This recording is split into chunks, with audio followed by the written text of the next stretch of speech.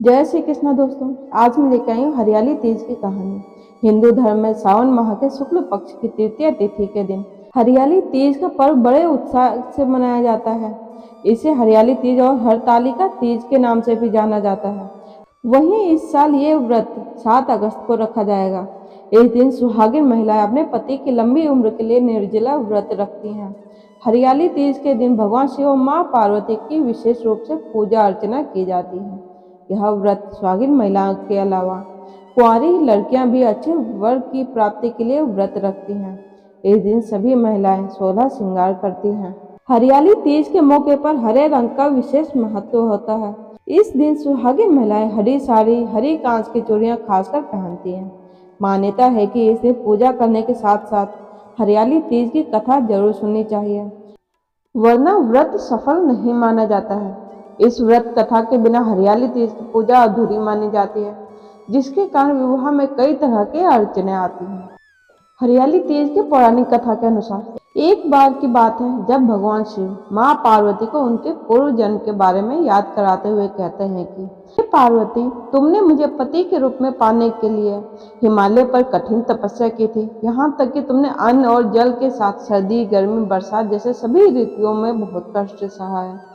तुम्हारी तपस्या देखकर तुम्हारे पिताजी पर्वतराज बहुत दुखी हुए थे। तब एक दिन नारद मुनि तुम्हारे घर आए और उन्होंने तुम्हारे पिताजी से कहा, मैं भगवान श्री हरि विष्णु के भेजने पर आया हूँ।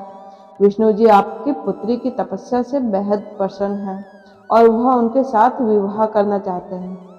तब नारद मुनि की बात सुनकर तुम्हारे पिताजी अत्यंत प्रसन्न हुए और उन्होंने नारद जी से कहा कि वह विवाह के प्रस्ताव को स्वीकार करते हैं। यह सुनते ही नारद मुनि भगवान विष्णु के पास जाते हैं और उन्हें सूचित करते हैं।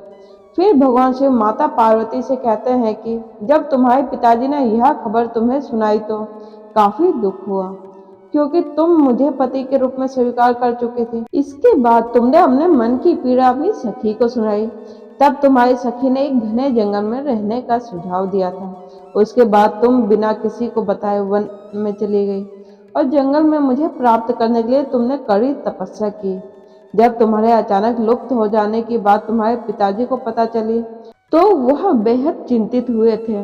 वह सोचने लगे थे कि इसी बीच अगर भगवान विष्णु बारात लेकर आ जाएंगे तब क्या होगा।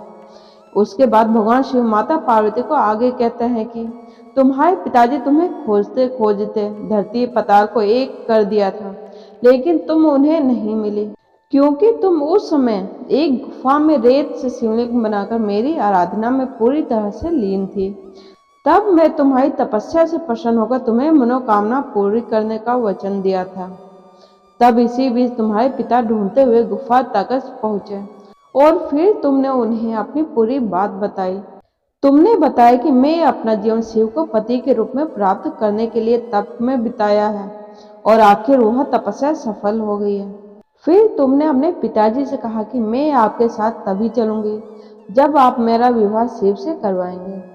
फिर पर्वतराज तुम्हारी बात माने और उन्होंने पूरी विधि विधान के साथ हमारा विवाह संपन्न कराया। भगवान शिव ने इसके बाद कहा कि हे पार्वती, तृतीया को तुमने मेरी आराधना करके जो व्रत किया था उसी के परिणाम स्वरूप हम दोनों का विवाह संभव हो सका। इस व्रत का महत्व यह है कि इस व्रत को पूर्ण निष्ठा से करने वाली स्त्री को मैं मनोवांछित फल देता हूँ। भगवान शिव ने माँ पार्वती जी से कहा कि इस व्रत को जो भी स्त्री पूर्ण श्रद्धा से करेगी उसे तुम्हारी तरह अचल सुहाग प्राप्त होगा।